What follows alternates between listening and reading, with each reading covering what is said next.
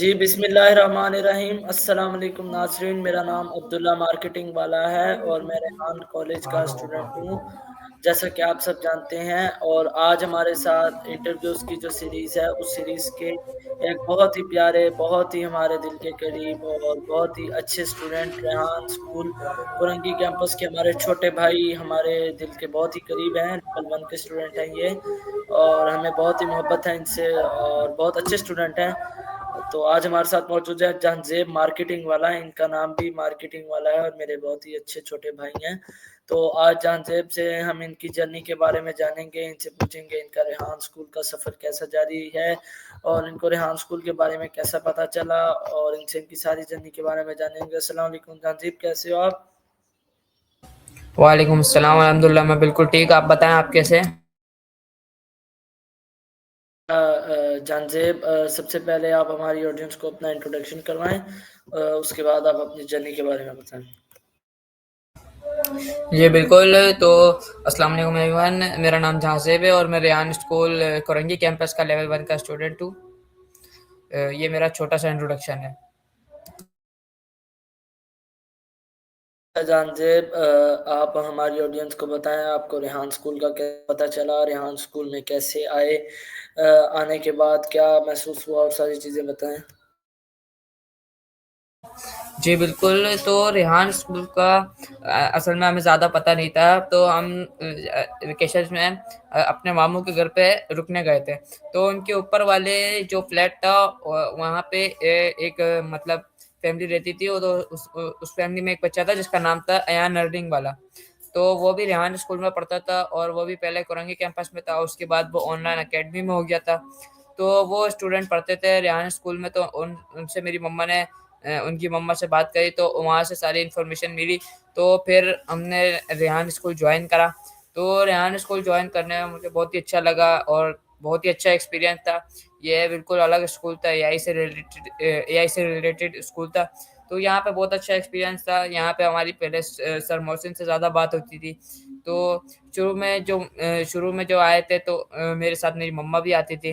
तो जब मैं शुरू में आया रेहान स्कूल, तो सर सबसे पहले मेरी सर मोहसिन से मुलाकात हुई थी। तो सर मोहसिन ने फिर यहाँ जब ज़्यादा फाउंडेशन के स्टूडेंट थे नहीं, फाउंडेशन में बहुत कम स्टूडेंट थे जो सुबह में आते थे दोपहर वाली शिफ्ट में, मतलब स्टूडेंट थे ही नहीं। दोपहर वाली शिफ्ट जब हुई, तो मैं पहला स्टूडेंट था जो आया रेहान स्कूल में दोपहर वाले फाउंडेशन की शिफ्ट में। तो जब मैं आया तो सबसे पहले उमर भाई से मुलाकात हुई। सर मोहसिन ने उमर भाई की ड्यूटी लगाई कि आप इनको सिखाएँ। तो उमर भाई से मेरी बातचीत हुई और बहुत अच्छा एक्सपीरियंस था। तो उमर भाई ने मेरे अकाउंट वगैरह बनवाए, थोड़ा बहुत काम करवाया। तो उसके बाद फैसिलिटेटर, हाँ, उमर एजुकेशन वाला। तो उन्होंने उनके साथ काफ़ी अच्छा वक़्त गुज़रा। फिर उसके बाद चेंज हुए। फिर मतलब वहाँ पे कोई एक फैसिलिटेटर था ही नहीं, वहाँ पे सब अलग-अलग थे, कोई कभी कोई आते थे, कभी कोई आते थे। तो उसके बाद एक वहाँ पे थे स्टूडेंट जिनका नाम था बासित सिलिकॉन वैली वाला। तो उनसे हुई मेरी मुलाकात। तो उन्होंने थोड़ा बहुत सिखाया, कैनवा पोस्ट बनाना, कैनवा यूज़ करना। तो उन्होंने थोड़ा बहुत बताया, थोड़ा बहुत कॉलोनी के बारे में बताया। उसके बाद फिर सर ज़ुबैर आ गए, सर ज़ुबैर, उसके बाद उनके साथ समीउल्लाह। तो फिर वो थोड़ा बहुत पढ़ाने लग गया। उसके बाद मिस हिफ्सा थी, मिस हिफ्सा ने हमें थोड़ा बहुत पढ़ाया। हम उनकी क्लास में आ गए थे। मिस हिफ्सा फाउंडेशन के बच्चों को पढ़ाने लगी थी। उसके बाद फिर मिस हिफ्सा की ड्यूटी कहीं और लग गई। तो मिस हिफ्सा की ड्यूटी जब कहीं और लगी तो फिर सब स्टूडेंट को सर उमर एजुकेशन वाला के हवाले कर दिया गया। फिर उनकी एक प्रॉपर क्लास बन गई। जब 10-15 बच्चे हो गए थे, मैं पहला बच्चा था, तो सब 10-15 बच्चे हो गए थे। तो उसके बाद हमारी एक प्रॉपर क्लास बन गई और उसको लीड कर रहे थे सर उमर एजुकेशन वाला। उनके साथ कभी उज़ैर फ्रीलांसिंग वाला होते थे और उसके अलावा कभी होते थे वरियाम भाई, हमारे वरियाम थरपारकर वाला। तो ये लोग पढ़ाते थे। तो जब इन्होंने मैं फाउंडेशन मैंने काफ़ी जल्दी कंप्लीट करा। 2-3 मंथ्स में मैंने फाउंडेशन कंप्लीट करा। तो फाउंडेशन में भी बहुत अच्छा एक्सपीरियंस था। अब हमारी एक होती है, पहले एक एसएससीएल की बुक होती है जो फाउंडेशन की बुक कहलाती है। ये भी अभी थोड़े टाइम पहले बनी है। जब मैं रेहान स्कूल आया तो नए जभी थोड़े टाइम पहले ही बनी थी। तो फाउंडेशन की बुक मैंने स्टार्ट करी पढ़ना। तो फाउंडेशन की बुक में, एसएससीएल की बुक में सबसे पहले थे अकाउंट क्रिएशन। अकाउंट क्रिएशन में थे सबसे पहले फेसबुक, अकाउंट बनाना था, उसके बाद यूट्यूब अकाउंट, फिर लिंक्डइन अकाउंट, फिर इंस्टाग्राम अकाउंट और उसके बाद call any account, Canva account, तो ये सब अकाउंट बनाना था, वो बाद के थे। तो सबसे पहले हमें ये प्लेटफ़ॉर्म अकाउंट बनाने थे। तो ये अकाउंट बनाने के बाद फिर हम हमारे बुक के अंदर टास्क थे, जिसमें सबसे पहले था स्टोरी पोस्ट चैटजीपीटी से बनाना सीखी और एआई टूल्स के बारे में सीखा। उसके बाद थे फिर क्या कहते हैं कैनवा पोस्ट बनाना। कैनवा पोस्ट भी मैं सीख गया था, तो कैनवा पोस्ट बनाना शुरू करी। बुक को फ़ॉलो करते गए, टास्क पूरे करते गए अपने। अब कैनवा पोस्ट बनाई, कैनवा पोस्ट के बाद फिर हमारे आ जाते हैं सॉन्ग सॉन्ग वगैरह बनाना, फेसलेस वीडियो सॉन्ग। सॉन्ग के बाद फिर कोडिंग के टास्क के बाद फिर टेडेक्स रिव्यू में मुझे काफ़ी मुश्किलात आई और उसके बाद फिर इंटरव्यू, कॉल एनी इंटरव्यू और जैसे कॉल एनी से बात करना, सीसैम से बात करना इंग्लिश में। तो ये सब चीज़ें, उसके बाद फिर कोडिंग के टास्क उसके बाद ये सब मैंने काफ़ी मेहनत करके फिर मैंने फाउंडेशन लेवल कंप्लीट करा और काफ़ी मैंने अच्छा करा। तो क्या कहते हैं प्रॉपर काम करके फिर फाउंडेशन लेवल कंप्लीट करा। फाउंडेशन लेवल कंप्लीट करने के बाद फिर लेवल 1 में आए। लेवल 1 में आए तो फिर हमारे सर थे सर ज़ुबैर वेबसाइट वाला, तो फिर उनकी क्लास में आ गया था मैं, उनकी क्लास मैंने जॉइन करी। उसके अलावा भी एक फैसिलिटेटर थे हमारे बिलाल भाई और अवेश भाई, तो वो 2-3 क्लास थे जिसमें लेवल 1 के बच्चे डिस्ट्रीब्यूट हुए हुए थे। तो फिर ऐसे मैं ज़ुबैर भाई की क्लास में आ गया था। तो ज़ुबैर भाई की क्लास में भी बहुत अच्छा एक्सपीरियंस है। फिर हमारी लेवल 1 की बुक शुरू हुई।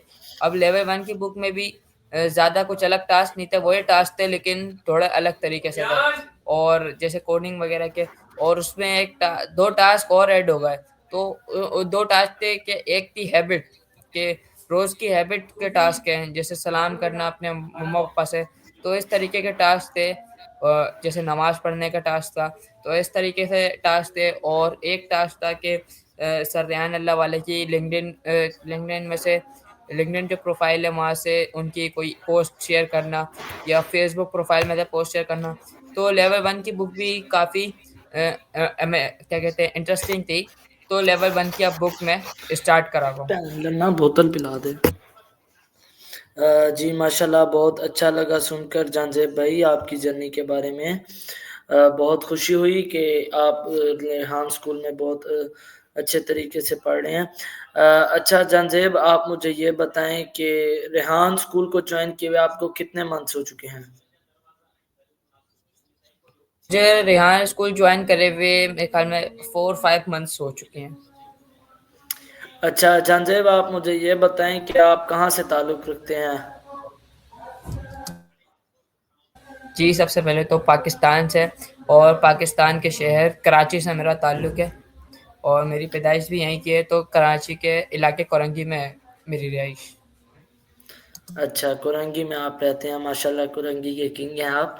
अच्छा जानज़ेब आप हमें ये बताएँ कि आप रेहान स्कूल से पहले क्या पढ़ते थे? और रेहान स्कूल के आने से पहले आप कौन-सी स्टडी करते थे? जी, रेहान स्कूल से पहले मैं जैसे नॉर्मल ट्रेडिशनल स्कूल होते हैं, तो मैं ऐसे ही एक स्कूल में पढ़ता था जिसका नाम था स्माइल अकेडमी और स्माइल अकेडमी में मैंने 9th क्लास में था जब मैंने वहाँ सेलेक्ट करा, जब हमें रेहान स्कूल का पता चला था। तो 9th क्लास तक मैंने पढ़ा और वो स्कूल भी बहुत अच्छा था और जैसे एआई की तालीम ज़रूरी है इस दौर में, वैसे ही नॉर्मल पढ़ाई भी ज़रूरी है ताकि हमें लिखना आता हो, पढ़ना आता हो, हमारे अंदर शऊर हो, तमीज़ हो। तो इसलिए वो वाला स्कूल भी बहुत ज़रूरी वो वाला स्कूल वो वाला स्कूल भी बहुत ज़रूरी था और वहाँ पे मैंने 9th क्लास तक पढ़ा। तो 9th क्लास के बाद क्योंकि मेरे को एडिटिंग का, एआई का, इन चीज़ों का बहुत शौक था, तो फिर जब हमें रेहान स्कूल का पता चला तो फिर मेरी मम्मा ने मुझे इस स्कूल में दाखिला कराया। तो वहाँ पे भी मेरा एक्सपीरियंस बहुत अच्छा था और बहुत अच्छा स्कूल था वहाँ पे। वहीं से मैंने वहाँ पे ये जो मेरा बात करने का तरीका है, तो ये सारे तरीका, ये शऊर, तो ये सब मुझे उसी स्कूल से मिला। लिखना आता है, पढ़ना आता है, तो ये सब चीज़ें मैंने उसी स्कूल से सीखी। तो ये ऐसे था मैं पुराना वहाँ पे पढ़ता था। जी माशाल्लाह जानज़ेब बहुत खुशी हुई आपके के अंदर बहुत माशाल्लाह कॉन्फिडेंस है, बहुत अच्छे अंदाज़ में बात करते हैं, बहुत प्यारे हैं।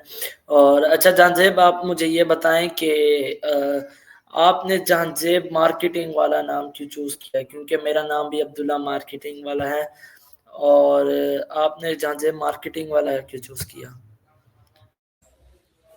जी, बिल्कुल, मैं आपको बताता हूँ। तो असल में मुझे मार्केटिंग का मतलब थोड़ा बहुत मालूम है, लेकिन ज़्यादा मुझे मार्केटिंग की ना मालूमात है, ना मुझे इंटरेस्ट है ज़्यादा मार्केटिंग में। मेरा इंटरेस्ट है, मुझे शुरू से ही बचपन से ही मुझे एडिटिंग का बहुत शौक है, वीडियो एडिटिंग का मुझे बहुत शौक है। तो वीडियो एडिटिंग का ही मुझे शौक था और इस पे मैं काफ़ी काम करता हूँ मतलब एडिटिंग वगैरह मैं सीखता रहता हूँ। तो वीडियो एडिटिंग, ग्राफ़िक डिज़ाइनिंग इन चीज़ों में मुझे ज़्यादा अच्छा लगता था। तो जब मैंने मतलब मैं थोड़ा लेट लगाया, मैं पहले वाला मेरी ज़्यादा समझ में नहीं आता था, तो पहले मैं वाला अपना चूज़ नहीं कर पाया, मैंने थोड़ा लेट वाला लगाया। तो जब मैंने वाला लगाया जैसे एडिटिंग वाला, फ्रीलांसिंग वाला पहले मैंने लगाया और एडिटिंग वाला लगाया, तो फिर वो मना कर दिया। तो मना इसलिए कर दिया क्योंकि अब हो रहा है ऐसा कि स्कूल में मतलब कम से कम बच्चे ही लगा सकते हैं, लिमिट होती है एक वाला की। जैसे एक एक स्कूल पे 10 बच्चे या 5 बच्चे एडिटिंग वाला लगा सकते हैं या एक क्लास में 1 बच्चा ही लगा सकता है। तो मैं जो-सी क्लास में था तो वहाँ पे सबने लगाया हुआ था एडिटिंग वाला। तो इस वजह से फिर मैं एडिटिंग वाला भी नहीं लगा सका, मैं फ्रीलांसिंग वाला भी नहीं लगा सका। फिर उन्होंने मुझे एक लिस्ट शेयर करी जिसमें अजीब से वाला थे जैसे एयरप्लेन वाला और ट्री वाला। तो ये इन वाला का कोई मकसद नहीं था। बिल्कुल मेरी समझ में नहीं आते थे, वाटर वाला, तो इन वाला का कोई मकसद नहीं था, ना मेरी समझ आते थे।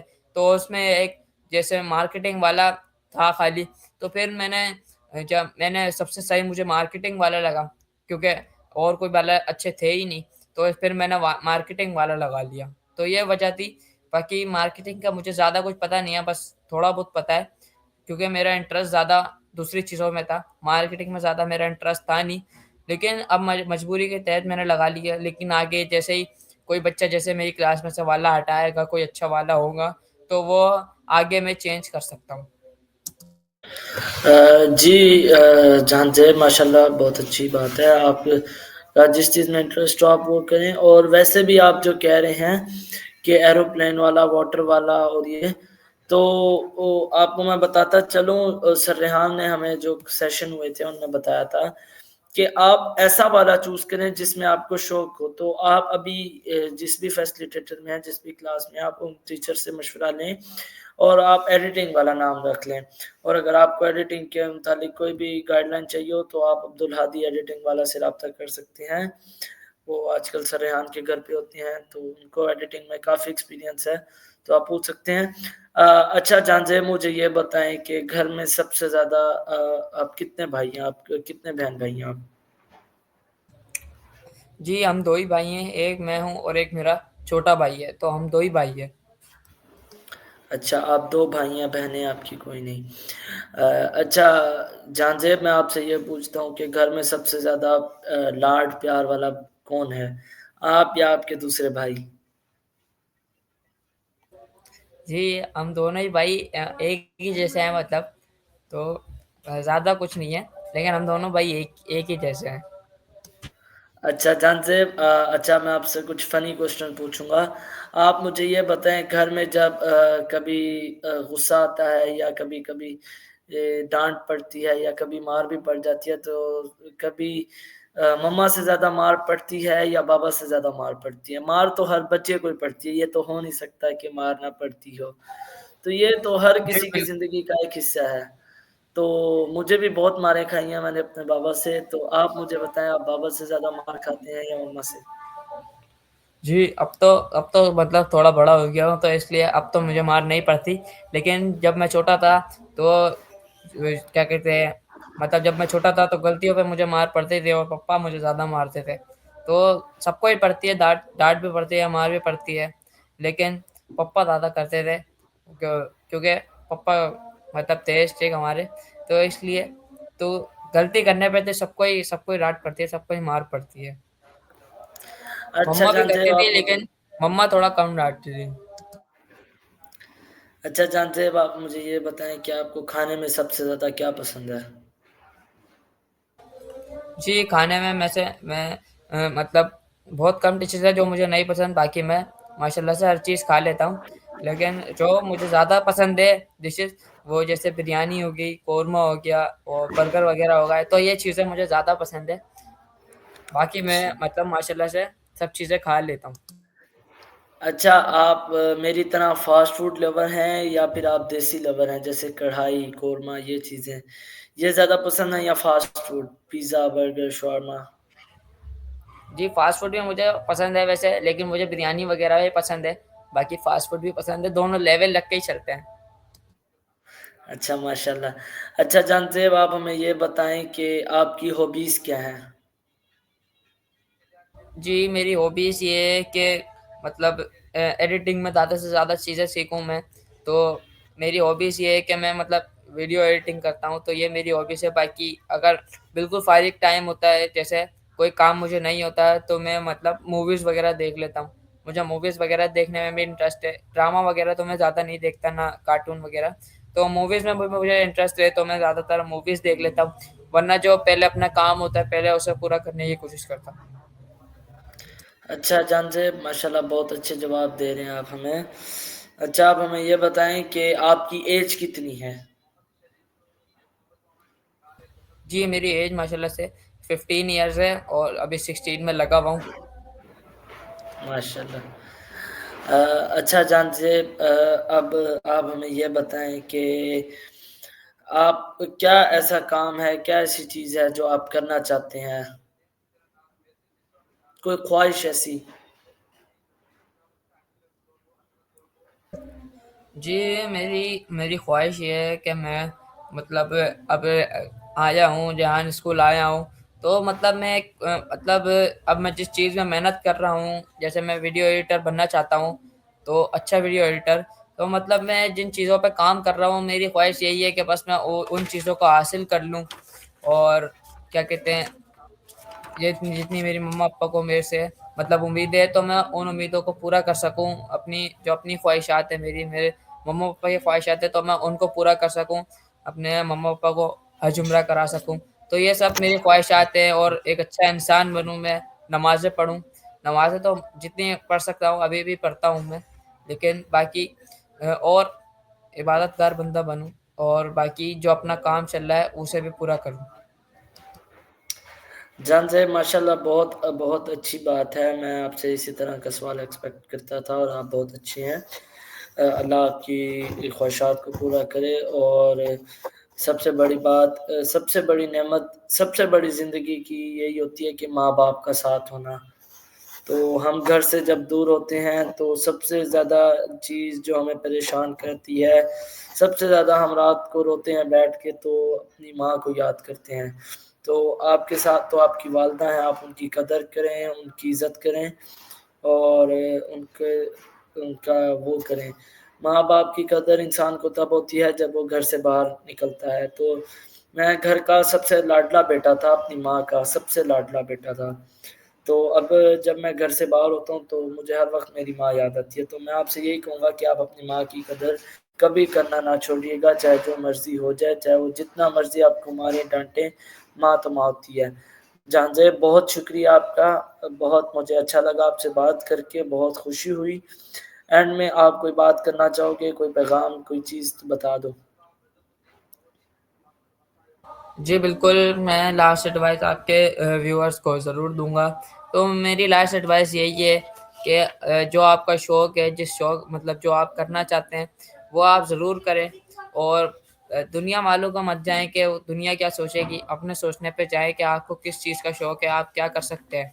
तो जिस चीज़ का शौक है, आप वही करें, बाकी बाकी नमाज़ें वगैरह भी मत छोड़ें, नमाज़ें वगैरह भी पढ़ते रहें और अगर आपको एआई वगैरह सीखना है, जैसे स्किल्स सीखनी है, तो कोर्सेज़ भी होते हैं, कोर्सेज़ नहीं करना है तो आप रेहान स्कूल भी जॉइन कर सकते हैं।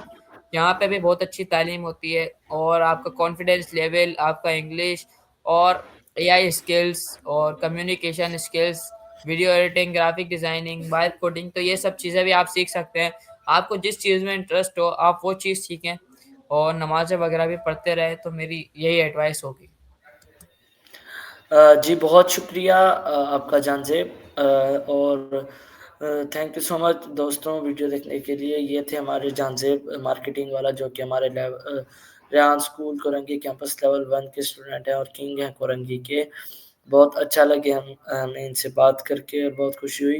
एंड में मैं आप सबको यही कहना चाहूँगा अपना बहुत सारा ख़्याल रखिएगा, हमें दुआ में याद रखिएगा। अगर माँ-बाप साथ हैं, तो उनकी कदर करें, उनके साथ रहें, कभी नाफ़रमानी ना करें। अपने गिरदो-नमा का बहुत सारा ख़्याल रखिएगा।